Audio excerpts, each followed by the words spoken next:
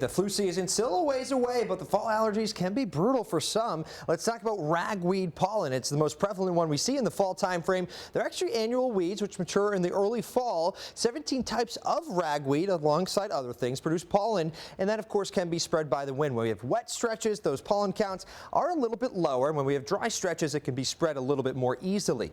Now, this ragweed is a very prolific producer, however, less in quantity compared to what we see with tree pollen in the springtime or even grass pollen in the early summer. However, a lot of people actually deal with an allergy to ragweed itself, roughly 15 to 20% of the United States population.